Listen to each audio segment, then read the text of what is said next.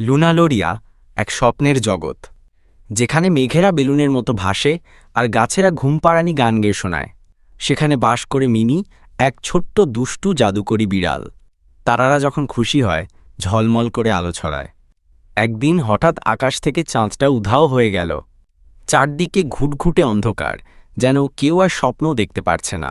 কিন্তু মিমি মনে মনে প্রতিজ্ঞা করল, যে করেই হোক সে চাঁদকে ফিরিয়ে আনবেই। তাই মিমি তার উড়ন্ত কাঠবিড়ালি বন্ধু পোকোকে সাথে নিয়ে বেরিয়ে পড়ল চাঁদের খোঁজে।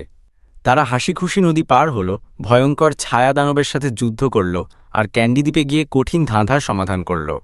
অনেক পথ পেরিয়ে অবশেষে তারা পৌঁছালো চাঁদের সেই মিষ্টি বাড়িটিতে। দেখল ছোট্ট চাঁদটা ভয়ে কাঁদছে।